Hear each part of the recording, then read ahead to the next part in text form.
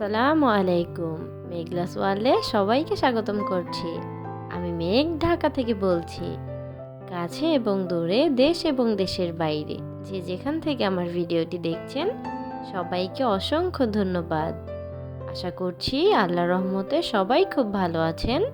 আলহামদুলিল্লাহ, আমরাও খুব ভালো আছি। তো এই যে সবসময়ের মতো কিন্তু আজকের ভিডিওটাও সকালবেলা শুরু করে দিয়েছি। তবে আজকের ভিডিওটা আর আমাদের বাসা থেকে হয়নি, মানে আমার বাসা থেকে হয়নি। এই ভিডিওটা হচ্ছে আমার মায়ের বাসায় যাওয়ার পরে হয়েছে। তো এই যে ওখানে গিয়ে কিন্তু আজকে নাস্তা করে নিয়েছি। আজকে আর বাসা থেকে নাস্তা করে বের হইনি। তো এই ভিডিওটা গত কয়েকদিন আগের ভিডিও, মানে গত 2 দিন আগের ভিডিও। ওই যে আমার ছোট বোনটাকে দিয়ে আসতে গিয়েছিলাম, তো তখনই ভিডিওটা করা। ওকে তো সকালবেলায় দিয়ে আসছি, তো তখন আবার নাস্তা করে যাইনি বাসা থেকে। তারপর আমার মা আবার ফোন দিয়েছিল যে বের হবো কখন, তো তখন বললাম যে নাস্তা তো আমরা করিনি। তো তারপর সে নাস্তা বানায় রেখেছিল, তো বাসায় নাস্তা ছিল। তো মা আবার বলল যে ঠিক আছে, বাসায় নাস্তা বানানো আছে আর নাস্তা করা লাগবে না, রিক্সা নিয়ে চলে আসো। তারপর আমরা আর নাস্তা করিনি, ওভাবে বের হয়ে গিয়েছিলাম। তো এই যে বাসায় গিয়ে কিন্তু পরোটা খেয়েছিলাম আর চা ছিল সাথে। তো ভিডিওটার এই পর্যন্ত আমার যেই সকল আপুরা আছেন হয়তো একটা লাইক করতে ভুলে গিয়েছেন, তারা প্লিজ ভিডিওটাতে একটা লাইক করে ভিডিওটা কন্টিনিউ করুন। আর যারা অলরেডি কাজটি করে ফেলেছেন তাদেরকে অসংখ্য ধন্যবাদ। আর যারা আজকে আমার চ্যানেলে নতুন, আমার ভিডিওটি প্রথম দেখছেন, তারা চাইলে আমার চ্যানেলটাকে সাবস্ক্রাইব করে নিতে পারেন আর পাশে থাকা বেল আইকনটি প্রেস করে দিতে পারেন। এতে করে আমি নতুন কোনো ভিডিও ছাড়া মাত্রই আপনার কাছে নোটিফিকেশন পৌঁছে যাবে। আর আপনি যদি চান আপনার সময় এবং সুযোগ মতো ভিডিওটা দেখে নিতে পারবেন।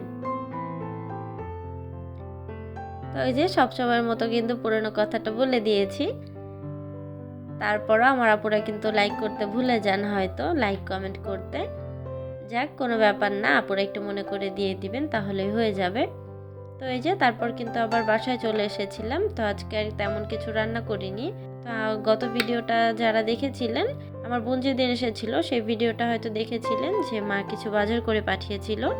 তো সেই সাথে কিন্তু কিছু লাউ শাক কেটে বেছে দিয়েছিল। তো সেই শাকগুলো কিন্তু আমি রান্না করিনি, ফ্রিজে রেখে দিয়েছিলাম। তো মাশাআল্লাহ শাকগুলো ভালোই ছিল, যেহেতু শীতের দিন ভালো থাকাটাই স্বাভাবিক। তো তারপরও সেই শাকটাকে আজকে ভাজি করে নিব। আর ডাল রান্না করে নিয়েছি, সেটা হয়তো দেখেছেন। তো ডাল রান্না করেছিলাম আর হচ্ছে শাক ভাজি করব। তো আজকে আবার শাকের সাথে কিছুটা সিম দিয়েছিলাম। কারা কারা লাউ শাকের সাথে সিম খেতে পছন্দ করেন? আমার তো বেশ ভালোই লাগে। আগে যখন ছোট ছিলাম, মা যখন এভাবে করে শাক ভাজি করতো, প্রচুর রাগ হতো যে শাকের মধ্যে কেন সিম দাও, বেছে বেছে দিয়ে দিতাম। তো তখন মা বলতো যে খুব ভালো লাগে নাকি তার কাছে। তো যখন আস্তে আস্তে বড় হতে লাগলাম, যে আস্তে আস্তে খেতে খেতে তখন একটা ভালো লাগা চলে আসে। তো এভাবে আজকে আমিও ভাজি করে নিয়েছি, আমার বেশ ভালোই লাগে সিম দিয়ে। তো এটা যখন সিয়ার পাপাকে দেওয়া হয়েছে, সে কিন্তু খুব রাগ করেছে যে এইটা সিম কেন দিয়েছো শাকের সাথে। তো আমি বললাম যে খেয়ে দেখো, মজা লাগবে। তো বলতেছে যে যত আজে বাজে খাবার শুধু তোমার কাছে, এই মানুষ কি খায় নাকি, শাকের সাথে কি কেউ সিম খায় নাকি? তো আমি বললাম তোমার খাওয়া লাগবে না, তুমি বেছে বেছে আমাকে দিয়ে দিও। তো সেই কিন্তু বেছে বেছে আমাকে দিয়ে দিয়েছিল। তো এই যে শাকটা কিন্তু আমি আগে সেদ্ধ করে নিয়েছিলাম। তারপর ওই যে গুঁড়া চিংড়ি যে বলে, একদম ছোট ছোট চিংড়িটা, এটাও কিন্তু অনেক আগে বাসা থেকে এনেছিলাম। তো কি দিয়ে খাবো খাবো করতে করতে আর রান্না করা হয় না, যে এত ছোট চিংড়ি মাছ কি দিয়ে রান্না করব। তো আজকে আবার কিছুটা বের করে ভিজিয়ে রেখেছিলাম যে দেখি কি করা যায়। তো দেখলাম যে শাকটা ভাজি করতেছিলাম যেহেতু, তো ভাবলাম যে পেঁয়াজ মরিচ ভাজা হয়ে গেলে তারপর একটু চিংড়িটা দিয়ে ভেজে নিব, দেখবো ভালো লাগে কিনা। তারপর দেখলাম যে একদম সাদা সাদা লাগতেছে, ভালো লাগতেছে না। তো আবার চিংড়ির মধ্যে কিছুটা হলুদের গুঁড়া দিয়েছিলাম, আবার শেষে একটু ভাজা জিরার গুঁড়া দিয়েছিলাম যেন হলুদের গন্ধটা না থাকে। তো এই যে যেই বলা সেই কাজ, ভাজিটা কিন্তু আমি করে নিয়েছি। তো ভালোই লেগেছিল। আমি যেহেতু খাওয়ার পরে ভিডিওটা এডিট করছি, তো শাক ভাজিটা কিন্তু অসম্ভব রকমের ভালো লেগেছিল। আমি তো 1 প্লেট ভাত শাক ভাজি দিয়ে খেয়ে নিয়েছিলাম, তারপর আবার পরে ডাল দিয়ে খেয়েছিলাম। তা আমার মেয়েও কিন্তু শাক খেতে খুব পছন্দ করে।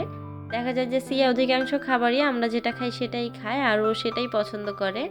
ওর জন্য যেহেতু কখনো আলাদা কিছু রান্না করা হয় না যে ও আলাদা করে কিছু খাবে, তা আমরা সবসময় যেটা খাই ওকে আমাদের সাথে সেটাই খেতে দেই। দেখা যায় যে ঝাল কম বা বেশি ওই রকমও করি না, ওর অভ্যাস হয়ে গেছে। ও একেবারে ছোট থেকেই ওকে এক্সট্রা কোনো খাবার দিতাম না, আমাদের সাথে অভ্যাস হয়ে গেছে।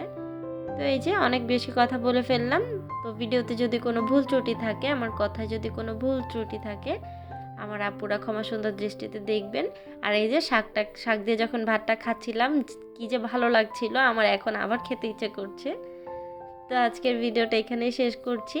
সবাই ভালো থাকবেন, সুস্থ থাকবেন। আল্লাহ হাফেজ, আসসালামু আলাইকুম।